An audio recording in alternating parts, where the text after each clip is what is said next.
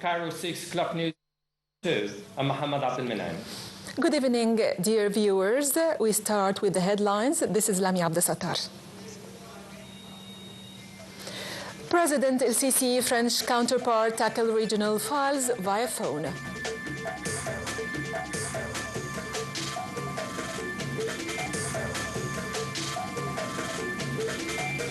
Israel strikes Iran military targets, causing limited damage.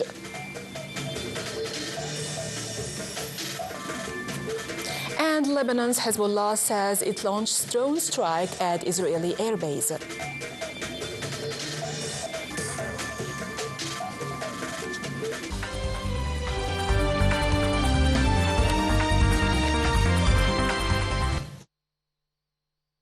He discussed Saturday with his French counterpart Emmanuel Macron in a phone call the ongoing escalation in the Middle East and ways of diffusing the crisis, as well as the importance of concentrated international efforts to achieve calmness in the Middle East. The two presidents stressed the need for self-restraint and stop the cycle of mutual targeting that puts the entire region on the brink of the dangerous regional war. They also reviewed the ongoing efforts to reach a ceasefire in Gaza and Lebanon and to permanently deliver humanitarian aid in a sufficient quantity. The call witnessed an affirmation of the depth of strategic relations between the two countries and keenness to continue collaboration at all fronts.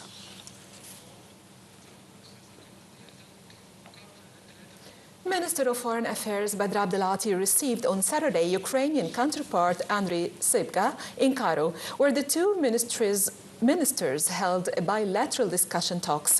The two ministers tackled the bilateral ties as well as methods of boosting them in a way that achieves the mutual interests of both countries. Concluding the talks, Abdelati and his Ukrainian counterpart held a joint press conference. Abdelati said the talks discussed the Ukrainian tourism file and investment opportunities in Egypt, as well as scientific and cultural bilateral cooperation. The foreign minister stressed the importance of more care for Egyptian students in Ukraine. He also warned against the catastrophic repercussions of escalations in the Middle East. The Egyptian top official reiterated Egypt's readiness to mediate in political solution in Russian-Ukrainian crisis.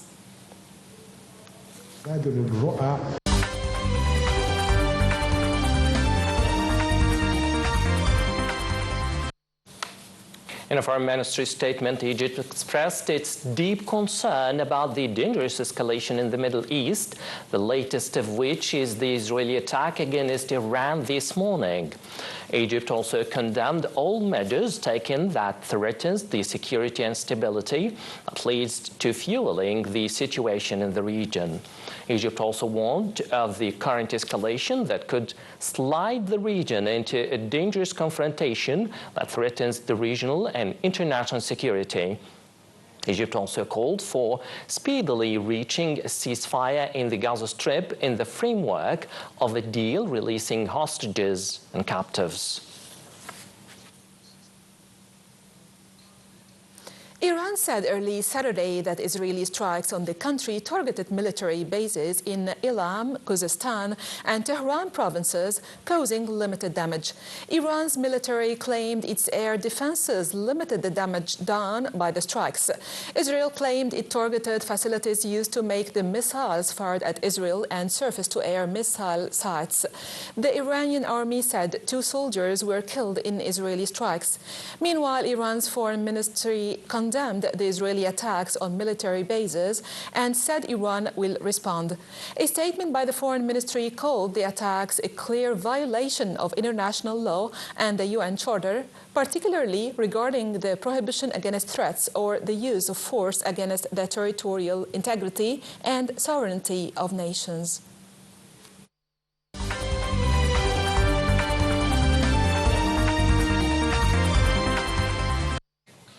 Syrian state news agency SANA said Israel conducted an air attack on Saturday from the occupied Golan Heights at Lebanon, targeting military positions in Syria.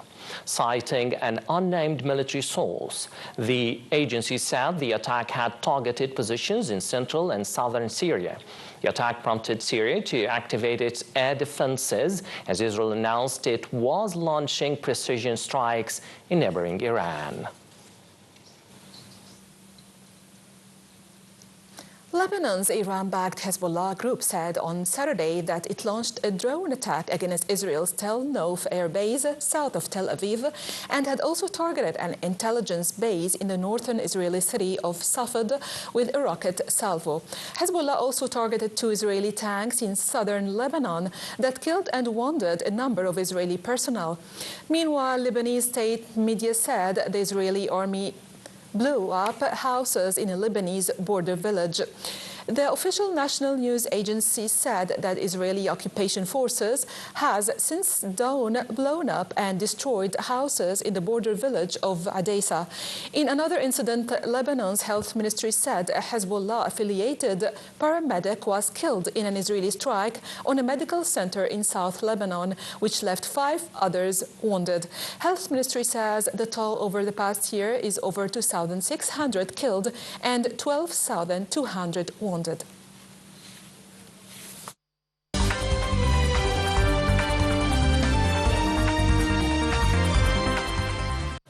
The health ministry said on Friday that 2 children died at the last functioning hospital in the territory's north after Israeli fire hit oxygen equipment. The ministry added that the Israeli occupation forces said that they are searching the hospital and firing within different departments, increasing the panic and anxiety. The ministry said that some 600 people were inside the hospital, including patients, injured people, medical staff and others. Meanwhile, the World Health Organization said it has regained contact with staff at a besieged northern Gaza hospital, finding 3 health workers have been injured and 44 detained. WHO Chief Tedros Adhanom said that Kamal Adwan, northern Gaza's last functioning hospital, is still under siege, but they managed to get in touch with the staff.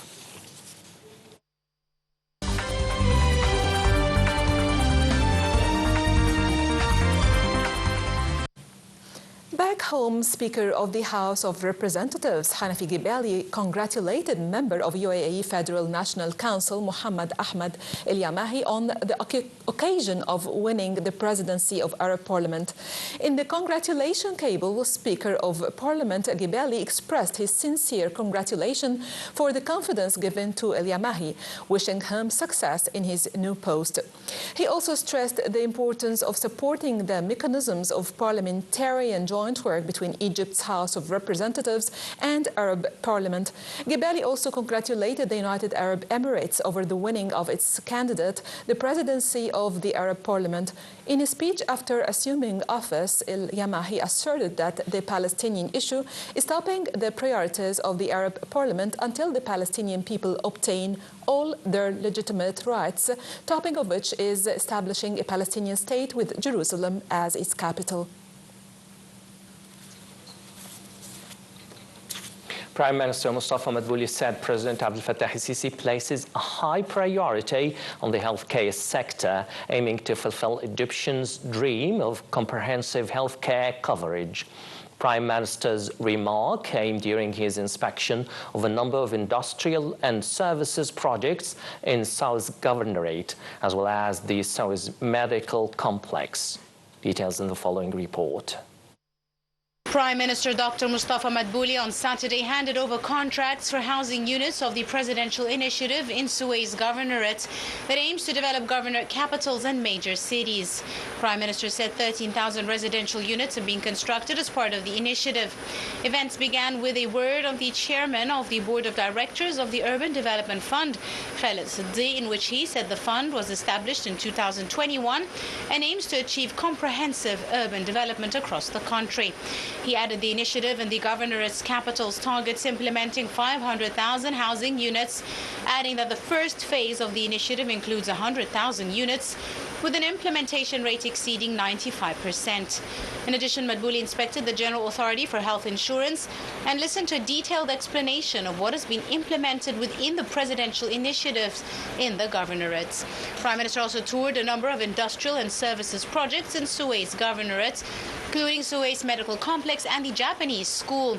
Prime Minister was accompanied by the Deputy Prime Minister for Human Development and Minister of Health and Population, Khaled Abdel Ghaffar, Deputy Prime Minister for Industrial Development and Minister of Industry and Transport, Kamil El-Wazir, Minister of Local Development, Manal Awad, Minister of Education and Technical Education, Mohammed Abdul Latif, Suez Governor Tariq Shazli, as well as a number of senior state officials and executive leaders.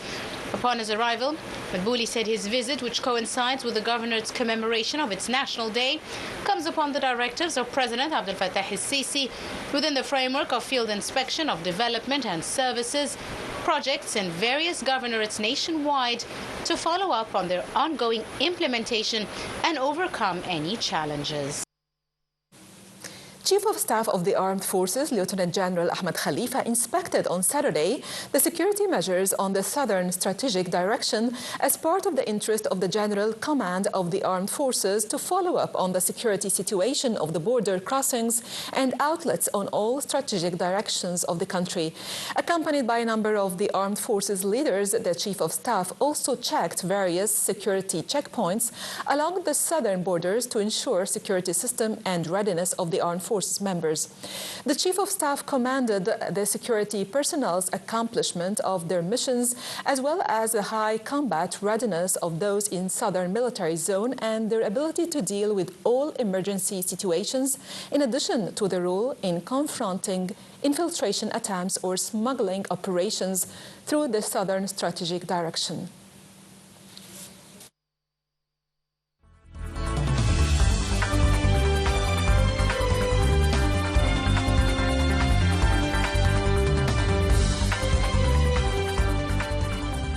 Minister of Finance Ahmed Kojak asserted that exchanging debts with investments represent one of the innovative solutions to enhance the development path in Africa. The minister's remarks came during his meeting with Executive Secretary of the United Nations Economic Commission for Africa on the sideline of the International Monetary Fund and the World Bank meetings in Washington.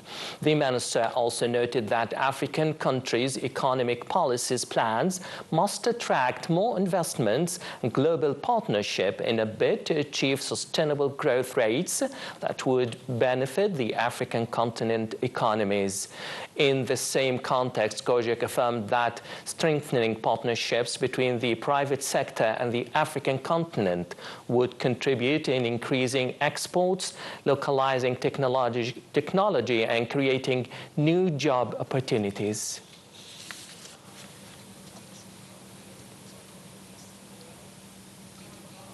That's all the news for now. Thanks for watching. I'm Mohammed Abdel Menem. And this is Lamia Abdel Sattar. Thank you, everyone.